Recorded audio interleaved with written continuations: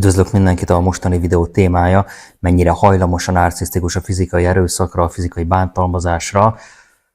Ha simajmezei narcisztikusról beszélünk, akkor szinte semennyire, tehát egy narcisztikus az nem jellemző, hogy fizikai erőszakot alkalmazna.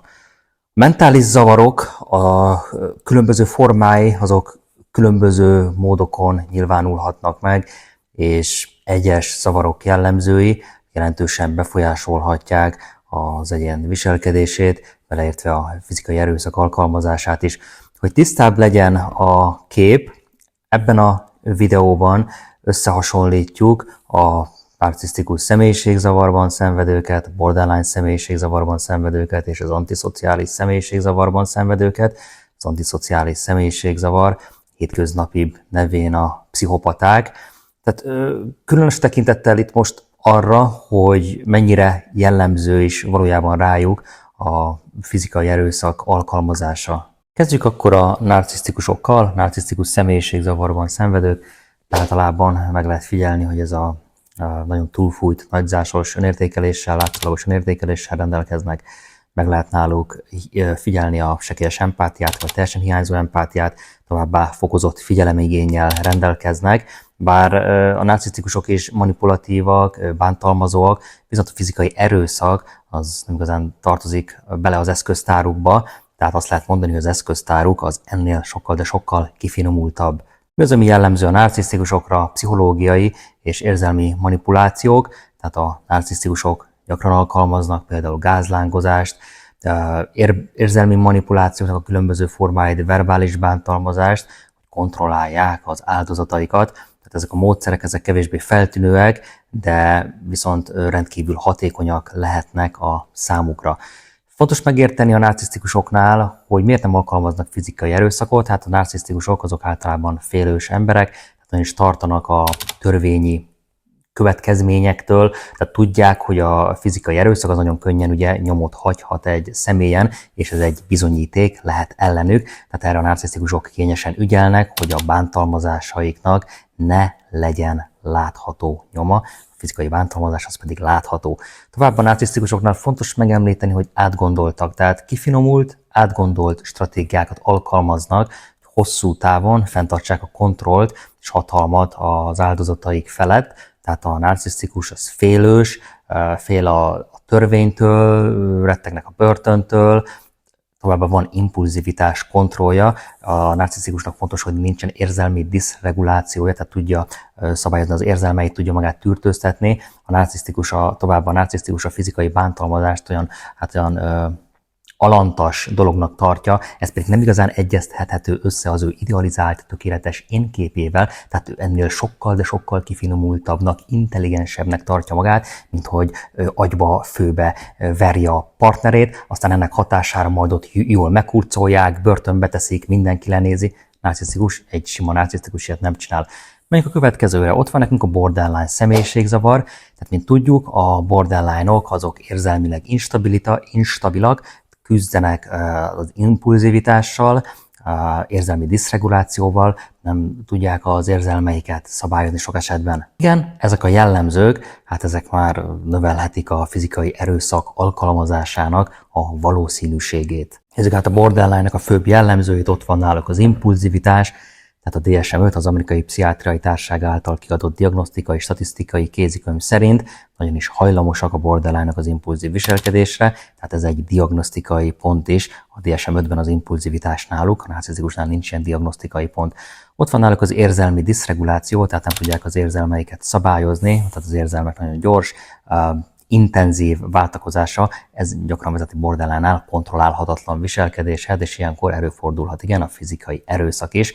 A DSM-5 szerint diagnosztikai pont a borderline személyiségzavarnál továbbá az intenzív harag, vagy a harag kontrollálásának nehézsége, tehát gyakori dühkitörések, verekedések, tehát ezek is diagnosztikai pontjai a borderline személyiségzavarnak, a narcisztikus személyiségzavarnál viszont nem találkozhatunk ilyen diagnosztikai pontokkal, azért, mert ez az abszolút nem tartozik a narcisztikusok fő jellemzői közé. Borderline-nál fontos megemlíteni továbbá a önkontrollnak a hiányát, tehát az önkontrollnak a hiánya miatt a borderline-ok azok nagyon is hajlamosak lehetnek erőszakos cselekedetekre, különösen stressz helyzetekben, vagy különféle konfliktusok során. Tehát a borderline, mivel sok esetben érzelmi diszregulációval küzd, nem igazán tudja kordában tartani ezeket a rendkívül intenzív érzéseit, tehát gyakori borderline-nál igen, hogy verekedik, fizikai erőszakot alkalmaz a partnerével szemben, továbbá meg lehet náluk említeni a szerhasználatot, ez is diagnosztikai pont a borderline személyiségzavarnál, a szerabúzus, tehát gyakori náluk, hogy alkohollal, drogokkal, gyógyszer túladagolással enyhítik a lelki fájdalmaikat, és ilyenkor ezek hatása alatt is fokozódhat természetesen az agresszív viselkedésük, ami akár fizikai bántalmazáshoz is vezethet. Menjünk akkor tovább a pszichopatákra, tehát a antiszociális személyiségzavarban szenvedő személyekre. Hát itt is inkább beszéljünk a szociopatákról. Szociopatáknál is meg lehet figyelni az empátia hiányt, tehát ez nagyon szembetűnő egy szociopatánál. Továbbá nem igazán éreznek bűntudatot, nagyon is hajlamos egy szociopata a különböző manipulációkra, de a fizikai erőszak az nagyon jelentős egy szociopatánál. Tehát vegyük egy kicsit jobban végig ezeket a jellemzőket náluk, tehát ott van ugye az empátia hiány, tehát a szociopaták azok ebből kívülleg nem igazán érzik a bűntudatot vagy megbánást a tetteik után, maximum miután elkövették, utána érezhetnek talán rövid ideig valamiféle megbánást, de a szociopata önkontrollja az rendkívül gyenge, ami fontos náluk kihangsúlyozni, tehát nem tudja visszafogni magát a pillanat hevében, így a szociopatának nagyon gyorsan eljár a keze, az adott pillanatban egyszerűen nem tudja reálisan felmérni az aktuális helyzetet, tehát nem tud mérlegelni a szociopata, nem tud előre gondolkodni, előre látni a tetteinek a következményét, ezért nagyon gyakori egy szociopatánál, hogy ők bizony igen előszeretettel alkalmazzák a fizikai erőszakot.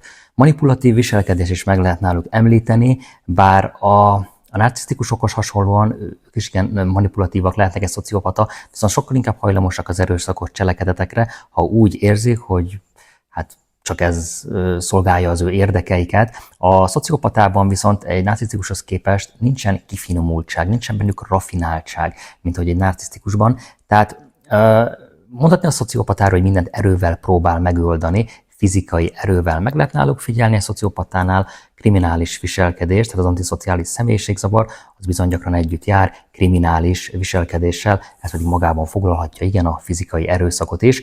A szociopaták között nagyon sok a bűnöző, a börtönökben is sok szociopata van. Tehát összegezve egy kicsit ezt az egészet, az összehasonlítás, tehát a narcisztikus személyiségzavar ott kevésbé jellemző, vagy inkább egyáltalán nem jellemző a fizikai erőszak, tehát mondhatni, hogy egy klasszikus mezei narcisztikus az abszolút nem alkalmaz ilyen az ő szemében alantós módszereket, tehát sokkal inkább verbális, érzelmi, pszichológiai manipulációra támaszkodik, a módszereik a narcisztikusoknál pedig eléggé sokfélék, sokszínűek, sok esetben nagyon kifinomultak. Továbbá meg kell náluk említeni, hogy félős emberek, tehát félnek a törvényi következményektől, nem hülyék, nem fognak börtönbe menni fizikai erőszak miatt, plusz még ezzel járnak, hogy meghurcolják őket, így a külvilág szemében nem tudnak fenntartani azt, ami nekik nagyon fontos, hogy ők jó emberek.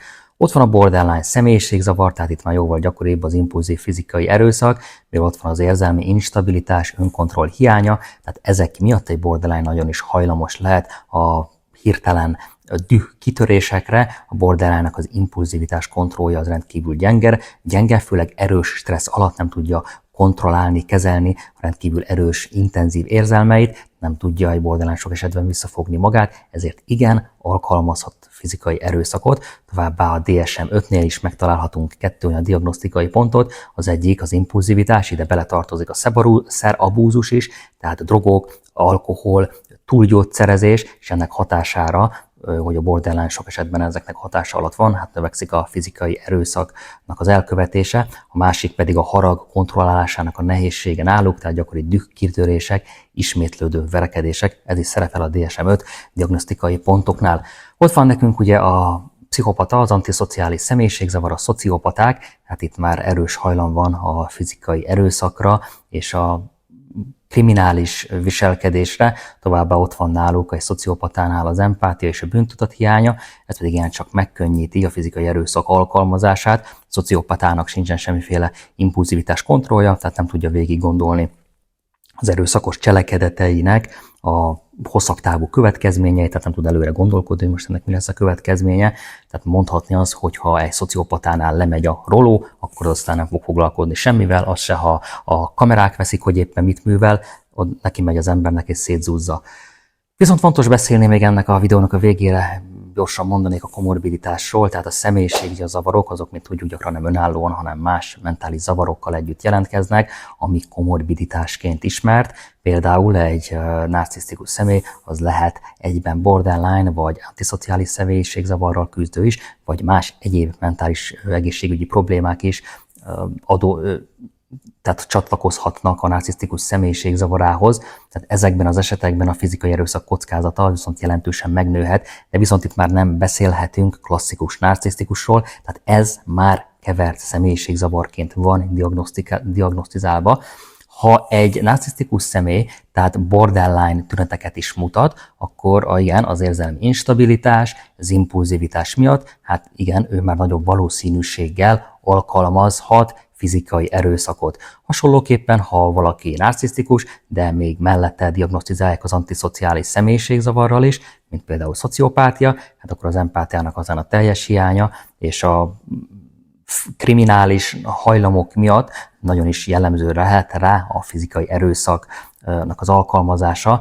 Ezek a kevert típusok, tehát akiknek kevert személyiségzavar diagnózisuk van, ezek sokkal veszélyesebbek lehetnek, mint a tisztán a klasszikus narcisztikusok, akik, mint már elmondtam, sokkal inkább érzelmi, pszichológiai manipulációra támaszkodnak kifinomult, rafinált módszerekkel, tehát ezért fontos a pontos diagnózis és egy nagyon komplex kezelési tervnek a kidolgozása, hogy megfelelően kezeljék az ilyen igencsak összetett eseteket a pszichoterapeuták, a diagnosztizálása egy személynek pedig csak és kizárólag hivatalos úton klinikai szakpszichológustól, vagy pedig pszichiátertől kaphat valaki. Tehát fontos megjegyezni, hogy tulajdonképpen bárki alkalmazhat fizikai erőszakot is anélkül, hogy neki bármiféle személyiségzavara lenne. Tehát az emberek azok különféle okokból alkalmazhatnak fizikai erőszakot, beleértve ide a stresszt, frusztrációt,